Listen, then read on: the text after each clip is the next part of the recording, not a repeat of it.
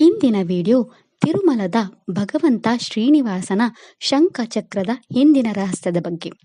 ತಿರುಮಲದ 7 ಬೆಟ್ಟಗಳ ಮೇಲೆ ವಾಸಿಸುವ ಶ್ರೀ ವೆಂಕಟೇಶ್ವರನು ಚತುರ್ಭುಜ ರೂಪದಲ್ಲಿದ್ದಾನೋ ಇಲ್ಲವೋ? ಶ್ರೀನಿವಾಸನು ಶಂಖಚಕ್ರದೊಂದಿಗೆ ಕಾಣಿಸಿಕೊಂಡಿದ್ದಾರೋ ಇಲ್ಲವೋ?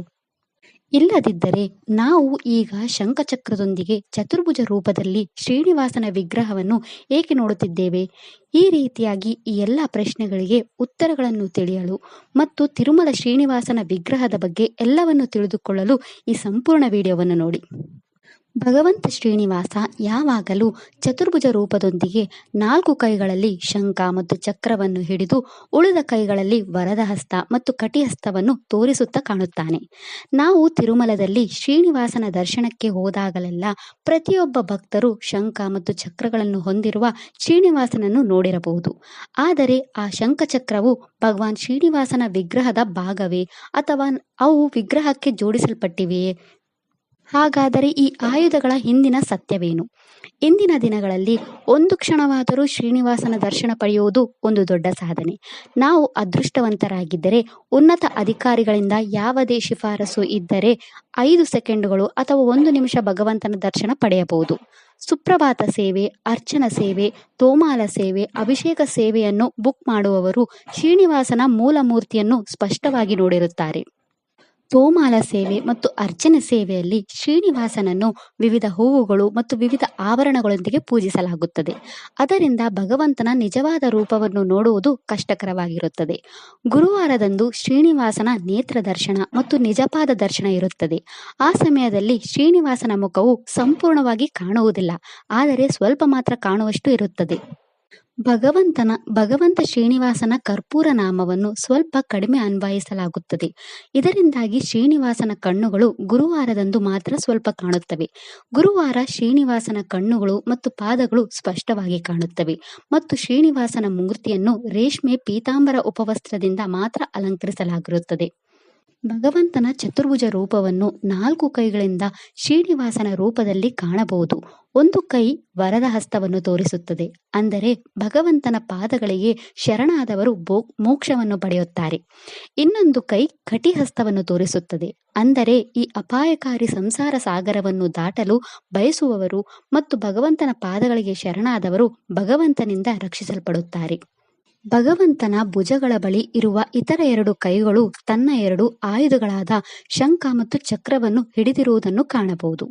ಭಗವಂತ ಶ್ರೀನಿವಾಸನ ಅಭಿಷೇಕ ಸಮಯದಲ್ಲಿ ಭಗವಂತನ ಸಂಪೂರ್ಣ ವಿಗ್ರಹವು ಶಾಲಿಗ್ರಾಮ ಕಲ್ಲಿನಿಂದ ಮಾಡಲ್ಪಟ್ಟಿದೆ, ಆದರೆ ಭಗವಂತನ ಆಯುಧಗಳಾದ ಶಂಖ ಮತ್ತು ಚಕ್ರವು ಚಿನ್ನದ ಕವಚದಲ್ಲಿ ಗೋಚರಿಸುತ್ತದೆ. ಅಭಿಷೇಕದ ಸಮಯದಲ್ಲಿ ಭಗವಂತನ ಎಲ್ಲ ಆಭರಣಗಳನ್ನು ತೆಗೆದುಹಾಕಲಾಗುತ್ತದೆ ಮತ್ತು ಚಿನ್ನದ ಶಂಖಚಕ್ರವನ್ನು ಮಾತ್ರ ಕಾಣಬಹುದು. ನಾವು ಸ್ಪಷ್ಟವಾಗಿ ನೋಡಿದರೆ ಈ ಚಿನ್ನದ ಶಂಖಚಕ್ರವು ಭಗವಂತನ ವಿಗ್ರಹದ ಭಾಗಕ್ಕಿಂತ ಹೆಚ್ಚಾಗಿ ವಿಗ್ರಹಕ್ಕೆ ಜೋಡಿಸಲ್ಪಟ್ಟಿರುವುದು ಎಂದು ಕಂಡುಬರುತ್ತದೆ. ಅಂದರೆ ಶ್ರೀನಿವಾಸ ಮೂರ್ತಿಯ ಕೈಯಲ್ಲಿ ಶಂಖಚಕ್ರವಿಲ್ಲವೇ? ಆದರೆ ನಂತರ ಅವುಗಳನ್ನು ವಿಗ್ರಹಕ್ಕೆ ಜೋಡಿಸಲಾಯಿತೇ? ಆದರೆ ಭಗವಂತನ ನಿಜವಾದ ಶಂಖಚಕ್ರ ಎಲ್ಲಿ ಹೋಯಿತು? ಚಿನ್ನದ ಶಂಖಚಕ್ರವನ್ನು ಭಗವಂತನ ವಿಗ್ರಹಕ್ಕೆ ಏಕೆ ಜೋಡಿಸಲಾಯಿತು? ಇದಕ್ಕೆ ಸಂಬಂಧಿಸಿದಂತೆ ವಿವಿಧ ಇತಿಹಾಸ ಪುಸ್ತಕಗಳು, ಪುರಾಣಗಳಲ್ಲಿ ಹಲವು ಉತ್ತರಗಳಿವೆ. ಅವುಗಳಲ್ಲಿ ಭಗವಂತನ ಶಂಖ ಮತ್ತು ಚಕ್ರದ ಹಿಂದಿನ ರಹಸ್ಯವನ್ನು ಹೇಳುವ 2 ಪ್ರಮುಖ ಕಥೆಗಳಿವೆ. ಮೊದಲ ಕಥೆಯು ಹೀಗಿದೆ. ದೇವಿ ಲಕ್ಷ್ಮಿಯನ್ನು ಹುಡುಕಲು ಶ್ರೀನಿವಾಸನು ವೈಕುಂಠದಿಂದ ಈ ಭೂಲೋಕದಲ್ಲಿ ಕಾಣಿಸಿಕೊಂಡಾಗ ದೇವಿ ಪದ್ಮಾವತಿಯ ತಂದೆಯಾದ ಆಕಾಶರಾಜನಿಗೆ ತೊಂಡಮಾನ್ ಚಕ್ರವರ್ತಿ ಎಂಬ ಕಿರಿಯ ಸಹೋದರನಿದ್ದನು. ತೊಂಡಮಾನ್ ಚಕ್ರವರ್ತಿ ಭಗವಾನ್ ವಿಷ್ಣುವಿನ ಪರಮ ಭಕ್ತ ಮತ್ತು ಗುರು ಬೃಹಸ್ಪತಿಯ ಶಿಷ್ಯರಾಗಿದ್ದರು. ವಕುಲಾದೇವಿಯು ಪದ್ಮಾವತಿಯೊಂದಿಗೆ ಶ್ರೀನಿವಾಸನ ವಿವಾಹದ ಪ್ರಸ್ತಾಪದೊಂದಿಗೆ ಆಕಾಶರಾಜನ ಬಳಿಗೆ ಬಂದಾಗ ತೊಂಡಮಾನ್ ಚಕ್ರವರ್ತಿಯು ತನ್ನ ಗುರು ಬೃಹಸ್ಪತಿಯನ್ನು ಶ್ರೀನಿವಾಸನ ಕುರಿತು ಕೇಳಿದನು.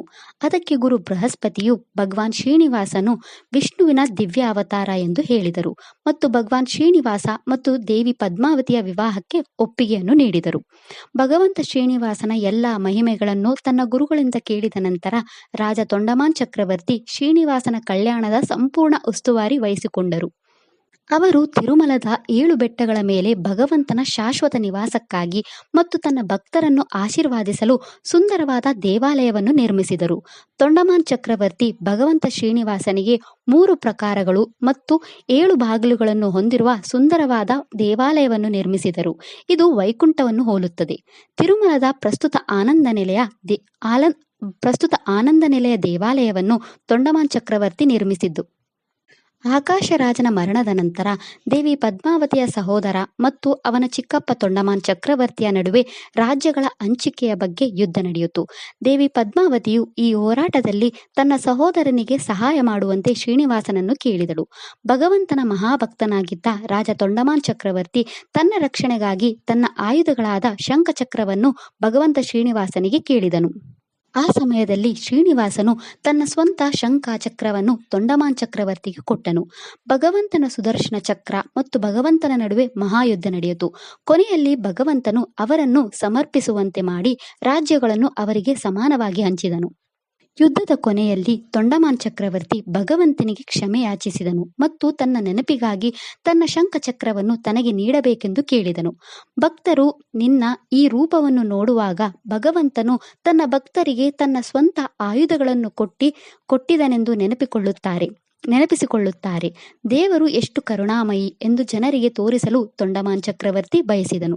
ಹೀಗೆ ಭಗವಂತ ಶ್ರೀನಿವಾಸನು ತನ್ನ ದೈವಿಕ ಆಯುಧಗಳಾದ ಶಂಖಚಕ್ರವನ್ನು ತನ್ನ ಭಕ್ತನಿಗೆ ನೀಡಿದನು. ಇದರ ನಂತರ ಕಾಲಾಂತರದಲ್ಲಿ ಶ್ರೀನಿವಾಸನ ವಿಗ್ರಹವು ಕೇವಲ 2 ಕೈಗಳಿಂದ ವರದ ಮತ್ತು ಕಟಿಹಸ್ತಗಳನ್ನು ತೋರಿಸುತ್ತಾ ಕಾಣಿಸಿಕೊಂಡಿತು. ನಂತರ ಜನರಿಗೆ ಇದು ಯಾರ ವಿಗ್ರಹ ಎಂದು ಊಹಿಸಲು ಸಾಧ್ಯವಾಗಲಿಲ್ಲ, ಏಕೆಂದರೆ ಭಗವಂತನ ವಿಗ್ರಹದೊಂದಿಗೆ ಯಾವುದೇ ಆಯುಧಗಳು ಕಾಣಲಿಲ್ಲ. ಅದರಿಂದ ಜನರು ಭಗವಂತನ ವಿಗ್ರಹವು ವಿಭಿನ್ನ ದೇವತೆಯ ರೂಪಗಳಿಗೆ ಹೋಲಿಸಲು ಪ್ರಾರಂಭಿಸಿದರು, ಆದರೆ ವಿಷ್ಣುವಿನ ವಿಗ್ರಹವಲ್ಲ ಎಂದು ಹೇಳಲಾರಂಭಿಸಿದರು. ಶಾಕ್ಯ ಪರಂಪರೆಯ ಜನರು ವಿಗ್ರಹವು ದೇವಿ ಶಕ್ತಿಯದಾಗಿದೆ ಎಂದು ವಾದಿಸಿದರು ಮತ್ತು ಜನರು ದೇವಿ ಪೂಜೆಗಳನ್ನು ಮಾಡಲು ಪ್ರಾರಂಭಿಸಿದರು. ತಾಂತ್ರಿಕರು ಪ್ರಾಣಿ ಬಲಿಗಳನ್ನು ನೀಡಲು ಪ್ರಾರಂಭಿಸಿದಂತೆ ಅನೇಕ ದೇವಿ ಸಾಧನೆಗಳನ್ನು ನಡೆಸಲಾಯಿತು. ಆ ಸಮಯದಲ್ಲಿ ಯಾದವ ರಾಜನೊಬ್ಬ ತಿರುಮಲ ಸ್ಥಳವನ್ನು ಆಳುತ್ತಿದ್ದನು. ರಾಜನು ಬಹಳ ಧರ್ಮನಿಷ್ಠನಾಗಿದ್ದನು ಮತ್ತು ಯಾವಾಗಲೂ ಧರ್ಮ ಮಾರ್ಗವನ್ನು ಅನುಸರಿಸುತ್ತಿದ್ದನು. ಶಾಕ್ಯ ಪರಂಪರೆಯ ಜನರು ತಿರುಮಲ ಬೆಟ್ಟಗಳ ಮೇಲಿರುವ ವಿಗ್ರಹವು ವಿಷ್ಣುವಲ್ಲ, ಆದರೆ ದೇವಿ ಸ್ವರೂಪ ಎಂದು ರಾಜನಿಗೆ ಮನವರಿಕೆ ಮಾಡಿಕೊಟ್ಟರು. ಯಾದವ ರಾಜನು ಆ ವಿಗ್ರಹವು ಶಕ್ತಿ ಸ್ವರೂಪ ಎಂದು ಸಾಬೀತುಪಡಿಸಲು ಅವರಿಗೆ ಹೇಳಿದರು. ಅದಕ್ಕೆ ಅವರು, ಪ್ರತಿ ಶುಕ್ರವಾರದಂದು ವಿಗ್ರಹಕ್ಕೆ ಅರಿಶಿನ ನೀರಿನ ಅಭಿಷೇಕ ಮಾಡಲಾಗುತ್ತದೆ ಮತ್ತು ವಿಗ್ರಹವನ್ನು ಸೀರೆಯಿಂದ ಅಲಂಕರಿಸಲಾಗುತ್ತದೆ. ಈ ಆಚರಣೆಗಳನ್ನು ದೇವಿ ಅರ್ಚನೆಗಾಗಿ ಮಾಡಲಾಗುತ್ತದೆ. ದೇವಾಲಯದ ಗೋಪುರವು ಸಿಂಹದ ವಿಗ್ರಹಗಳಿಂದ ಸುತ್ತುವರೆದಿದೆ ಮತ್ತು ಸಿಂಹವು ದೇವಿ ಶಕ್ತಿಯ ವಾಹನವಾಗಿದೆ. ಅದರಿಂದ ವಿಗ್ರಹವು ಶಕ್ತಿ ಸ್ವರೂಪ ಎಂದು ಸ್ಪಷ್ಟವಾಗಿ ಸೂಚಿಸುತ್ತದೆ ಎಂದು ಅವರು ಯಾದವ ರಾಜನಿಗೆ ಹೇಳಿದರು. ಶೈವ ಪರಂಪರೆಯ ಜನರು ಭಗವಂತನ ವಿಗ್ರಹವು ಶಿವನ ರೂಪ ಎಂದು ಹೇಳತೊಡಗಿದರು. ಮೂರ್ತಿಯ ಭುಜಗಳ ಮೇಲೆ ಸರ್ಪದ ನಾಗಾಭರಣಗಳಿಂದ ಅಲಂಕರಿಸಲ್ಪಟ್ಟಿದೆ ಎಂದು ಅವರು ಹೇಳಿದರು. ಮೂರ್ತಿಯು ಜಟಾಜೂಟ ಕೂದಲುಗಳೊಂದಿಗೆ ಕಾಣುತ್ತದೆ ಮತ್ತು ಬಿಲ್ವಪತ್ರೆಗಳನ್ನು ಭಗವಂತನಿಗೆ ಅರ್ಪಿಸಲಾಗುತ್ತದೆ. ಅದರಿಂದ ಈ ಎಲ್ಲ ಆಚರಣೆಗಳನ್ನು ಶಿವನಿಗೆ ಅರ್ಪಿಸಲಾಗುತ್ತದೆ. ಅದರಿಂದ ಅವರು ಈ ಮೂರ್ತಿಯು ಶಿವನದು ಎಂದು ಹೇಳತೊಡಗಿದರು. ಈ ರೀತಿಯಾಗಿ ಸ್ಕಂದನ ಆರಾಧಕರು ಬಂದು ಈ ಮೂರ್ತಿಯು ಭಗವಂತ ಕಾರ್ತಿಕೇಯನದು ಎಂದು ಹೇಳತೊಡಗಿದರು. ಈ ರೀತಿಯಾಗಿ ಭಗವಂತನ ವಿಗ್ರಹದ ಬಗ್ಗೆ ಅನೇಕ ವಾದಗಳು ನಡೆದವು. ಇದನ್ನು ತಡೆಯಲು ಆದಿಶೇಷನ ಅವತಾರವಾದ ಭಗವತ್ ರಾಮಾನುಜ ಆಚಾರ್ಯರು ತಿರುಮಲದಲ್ಲಿ ಕಾಣಿಸಿಕೊಂಡರು. ಅವರು ಎಲ್ಲ ವಾದಗಳು ಮತ್ತು ಪ್ರಶ್ನೆಗಳಿಗೆ ಸ್ಪಷ್ಟ ಉತ್ತರಗಳನ್ನು ನೀಡಿದರು. ಅವರಿಗೆ ವಿಭಿನ್ನ ಶಾಸ್ತ್ರಗಳಿಂದ ವಿಭಿನ್ನ ಸಾಕ್ಷಿಗಳನ್ನು ತೋರಿಸಿದರು. ಶಾಕ್ಯ ಪರಂಪರೆಯ ಜನರು ಅರಿಶಿಣ ನೀರಿನ ಅಭಿಷೇಕವು ಕೇವಲ ಶಕ್ತಿ ಸ್ವರೂಪಕ್ಕೆ ಮಾತ್ರವೇ ಎಂದು ಕೇಳಿದಾಗ ಭಗವತ್ ರಾಮಾನುಜ ಆಚಾರ್ಯರು ಅರಿಶಿಣ ನೀರಿನ ಅಭಿಷೇಕವನ್ನು ಭಗವಂತನ ಹೃದಯದಲ್ಲಿ ನೆಲೆಸಿರುವ ದೇವಿ ಲಕ್ಷ್ಮಿಗೆ ಮಾಡಲಾಗುತ್ತದೆ ಎಂದು ಹೇಳಿದರು. ದೇವರ ಮೋಹಿನಿ ಸ್ವರೂಪವನ್ನು ಪೂಜಿಸಲು ಸೀರೆಗಳನ್ನು ಭಗವಂತನಿಗೆ ಅರ್ಪಿಸಲಾಗುತ್ತದೆ. ದೇವಾಲಯದ ಗೋಪುರವನ್ನು ಸುತ್ತುವರೆದಿರುವ ಸಿಂಹಗಳು ಭಗವಂತನ ಶೌರ್ಯ ಮತ್ತು ಶಕ್ತಿಯನ್ನು ಪ್ರತಿನಿಧಿಸುತ್ತವೆ. ಭಗವತ್ ರಾಮಾನುಜ ಆಚಾರ್ಯರು ವಿಗ್ರಹವು ದೇವಿ ಸ್ವರೂಪವಾದರೆ ವಿಗ್ರಹದ ಕೆತ್ತನೆಯ ಮೇಲೆ ದೇವಿಯ ಭೌತಿಕ ಲಕ್ಷಣಗಳು ಏಕೆ ಇಲ್ಲ ಎಂದು ಅವರನ್ನು ಪ್ರಶ್ನಿಸಿದರು. ಶೈವ ಪರಂಪರೆಯ ಜನರು ಸ್ವಾಮಿಯ ಭುಜದ ಮೇಲಿನ ನಾಗಾಭರಣಗಳ ಬಗ್ಗೆ ಕೇಳಿದಾಗ ರಾಮಾನುಜ ಆಚಾರ್ಯರು ಶ್ರೀನಿವಾಸನ ವಿವಾಹದ ಸಮಯದಲ್ಲಿ ಅವರ ಮಾವ ಆಕಾಶರಾಜನು ಆ ನಾಗಾಭರಣಗಳನ್ನು ಅವರಿಗೆ ನೀಡಿದರು ಎಂದು ಹೇಳಿದರು. ದೇವಿ ಲಕ್ಷ್ಮಿಯ ಕಠಿಣ ತಪಸ್ಸಿನಿಂದ ಬಿಲ್ವ ಸಸ್ಯ ಕಾಣಿಸಿಕೊಂಡ ಕಾರಣ ದೇವಿ ಲಕ್ಷ್ಮಿಯ ನೆನಪಿಗಾಗಿ ಬಿಲ್ವ ಪತ್ರೆಗಳನ್ನು ಭಗವಂತನ ವಿಗ್ರಹಕ್ಕೆ ಅರ್ಪಿಸಲಾಗುತ್ತದೆ. ಭಗವಂತನ ಕೂದಲಿನ ಬಗ್ಗೆ ನೀವು ಭಗವಂತನ ಅವತಾರಗಳನ್ನು ನೋಡಿದಾಗ ಅದು ಶ್ರೀಕೃಷ್ಣನಾಗಿರಲಿ ಅಥವಾ ಶ್ರೀರಾಮನಾಗಿರಲಿ, ಅವರು ಯಾವಾಗಲೂ ಜಟಾಜೂಟ ಕೂದಲಿನೊಂದಿಗೆ ಕಾಣಿಸಿಕೊಳ್ಳುತ್ತಾನೆ. ಈ ರೀತಿಯಾಗಿ ಭಗವತ್ ರಾಮಾನುಜ ಆಚಾರ್ಯರು ಅವರ ಎಲ್ಲ ಪ್ರಶ್ನೆಗಳು ಮತ್ತು ವಾದಗಳಿಗೆ ವಿವಿಧ ಪುರಾಣಗಳಿಂದ ಸಾಕ್ಷಿಗಳನ್ನು ನೀಡಿ ಉತ್ತರಿಸಿದರು.